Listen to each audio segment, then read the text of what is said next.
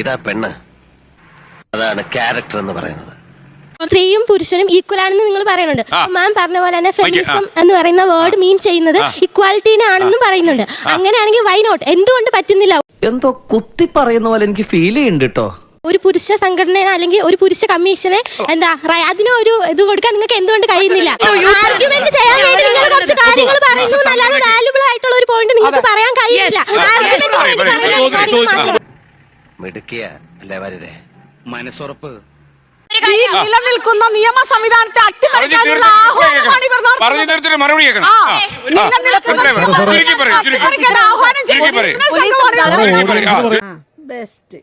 പണിയെടുത്ത് തിന്നണമെന്നൊക്കെ ആഗ്രഹമുണ്ട് സാറേ, പക്ഷെ പറഞ്ഞു പറ്റിച്ച് തിന്നാലേ വായിന്നിറങ്ങുള്ളൂ.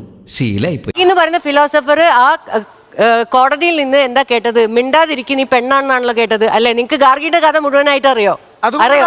അത് മിണ്ടല്ലേ ഞാൻ പറയുന്നുണ്ടോ ഗാർഗി എന്നുള്ള പേര്? ഞാൻ എനിക്ക് നിന്നോടാ മറുപടി പറയാനുള്ള. ഒരുമാതിരി ചന്തക്കാരി പെണ്ണുങ്ങളുടെ പോലെ രണ്ടും കൽപ്പിച്ച് അവിടെ ഇറങ്ങിയിരിക്കുക. തറവാട്ടി പറഞ്ഞതിന്റെ യാതൊരു ലക്ഷവും കാണുന്നില്ല. ഇവിടെ ഗവൺമെന്റൽ സംവിധാനങ്ങളില് ഈ മാനസികാരോഗ്യ സംവിധാനങ്ങളിൽ ഏറ്റവും കൂടുതൽ അത് ഉപയോഗിക്കുന്നതും അത് ഏറ്റവും കൂടുതൽ പ്രയോജനപ്പെടുത്തുന്നത് പുരുഷന്മാർ തന്നെയാണ്. അതിനകത്ത് അങ്ങനെയാണെങ്കിൽ എന്തുകൊണ്ടാണ് ഒരു കേസ് തെളിഞ്ഞു വരാൻ 3 മുതൽ 7 വർഷം വരെ എടുക്കുന്നത്? അത് ഇത് തമ്മിൽ ബന്ധമില്ല. ഇതും തമ്മിൽ യാതൊരു ബന്ധവുമില്ല. ഇല്ല, ബന്ധമില്ല. അത് മാനസികാരോഗ്യ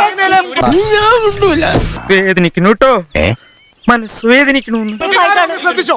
ഞങ്ങൾ 5000 വർഷമായി അനീതി അനുഭവിച്ചു. അപ്പൊ നിങ്ങളൊരു 500 വർഷം കൂടെ അനീതി അനുഭവിക്കുക എന്ന് പറയുന്നതിൽ എന്തിനല്ല? 80 പരാതികൾ ശരിയാണ്, ആ സ്ത്രീകളോടൊപ്പമാണ്. അപ്പൊ 20 പുരുഷന്മാർ ജയിലിൽ കിടന്നോട്ടെ എന്ന് പറയുന്നതിന് എന്ത് ന്യായം? ദീപക് മരിച്ചു. ദേശവ്യാപകമായും ദേശീയ മാധ്യമങ്ങളിലും BBC-യിലടക്കം വാർത്തയായി. നമ്മുടെ ഏതെങ്കിലും മന്ത്രിമാരോ മുഖ്യമന്ത്രിയോ ഒരു അനുശോചനെങ്കിലും പറഞ്ഞു? അല്ലെങ്കിൽ ഏത് പാർട്ടി, ABC അല്ല, ഏതെങ്കിലും പാർട്ടി. നേരെ മറിച്ചൊരു പെൺകുട്ടി നമ്മുടെ മറ്റേ ഡൗറിയുടെ പ്രശ്നത്തിൽ ആത്മഹത്യ, ഗവർണറും മുഖ്യമന്ത്രിയും നമ്മളെല്ലാവരും ഒരുമിച്ച് പ്രതിഷേധിച്ചു. അങ്ങനെ തന്നെ വേണം. ദീപക് മരിച്ചതാണ്. ഏതെങ്കിലും ഒരാൾ ഒരു അനുശോചനം ഫേസ്ബുക്കിലെങ്കിലും എഴുതിയിട്ടോ? അങ്ങനെ കണ്ടോ?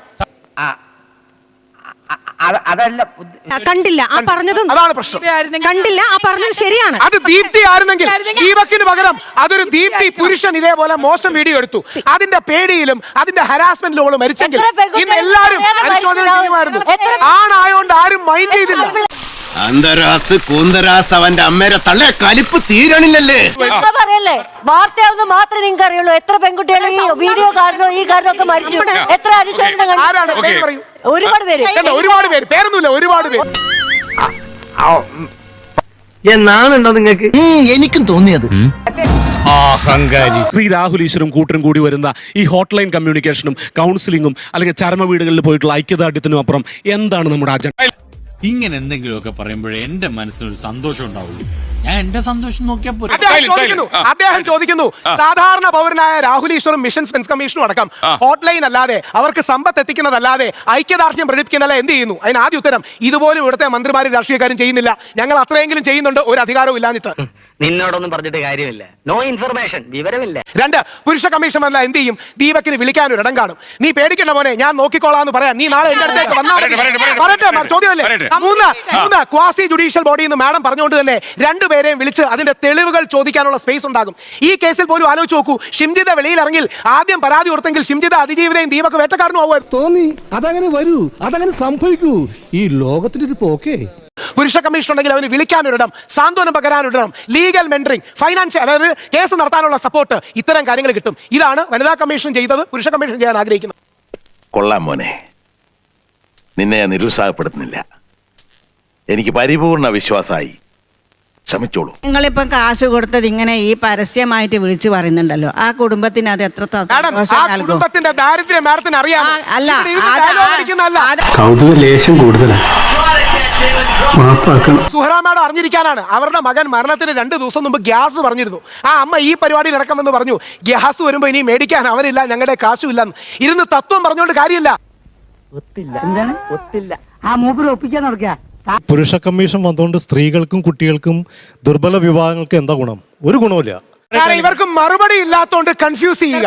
ഒന്ന് ആലോചിച്ച് വെറുതെ അത് കേട്ടു നോക്കുക. പുരുഷ കമ്മീഷൻ വന്നോണ്ട് സ്ത്രീകൾക്കും കുട്ടികൾക്കും എന്താ ഗുണമെന്ന്. എന്നാ തിരിച്ചു പോയിട്ടെ, വനിതാ കമ്മീഷൻ കൊണ്ട് പുരുഷന്മാർക്കും കുട്ടികൾക്കും എന്താ ഗുണം? അപമാനത്തിന് തന്നെ അപമാനമാണ് നീ. പുരുഷ കമ്മീഷൻ വരുന്നത് കൊണ്ട് വനിതകൾക്ക്, സ്ത്രീകൾക്ക്, കുട്ടികൾക്ക് ദോഷമുണ്ട്. അതാണ് പറയുന്നത്. അതായത് ചരിത്രപരമായി പിന്നോക്കം നിൽക്കുന്ന വിഭാഗത്തിന് ചരിത്രത്തെ കഴിഞ്ഞു.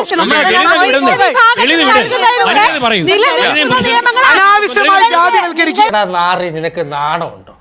എടാ മുതുകാളെ, നിനക്ക് ഇതിന് എന്ത് സുഖം കിട്ടുന്നത്? വനിതാ കമ്മീഷൻ കേസെടുക്കുന്നത്, വനിതാ കമ്മീഷൻ കേസെടുക്കുന്നത് അല്ല ജാതി വെച്ചിട്ടാണ് ഇവിടെ മത്സരിച്ച് തെറ്റവർത്താനം പറയല്, മനസ്സിലായോ? ഇനി ഇത് ആവർത്തിക്കരുത്. പീഡിപ്പിച്ചവൻ ആരെങ്കിലും ഷാമ്പു മേടിപ്പിച്ചു കൊടുക്കൂ.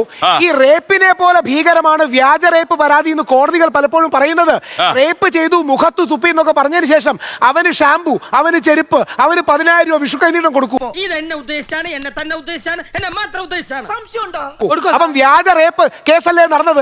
അതിനുവേണ്ടിയല്ലേ ഫ്ലാറ്റ് വാങ്ങിയാണ്. ഫ്ലാറ്റ് വാങ്ങിയാണ്. മിണ്ടാൻ പറ്റാതെ നിൽക്കുന്നതിന് ഞങ്ങളുടെ നാട്ടിൽ എന്താ പറയാന്നറിയോ? അണ്ണാക്കിലെ പിരിവെട്ടി. ഈ 18 ദിവസം രാഹുൽ മാങ്കുടത്ത് കിടന്നത് എന്തിനു വേണ്ടിയാ? ഈ വ്യാജ റേപ്പ് പരാതിയിലാണ്. ആദ്യ പെൺകുട്ടി കല്യാണം കഴിച്ചു എന്ന് ചൂണ്ടിക്കാണിച്ചാണ് എന്നെ 16 ദിവസം ജയിലിട്ടത്.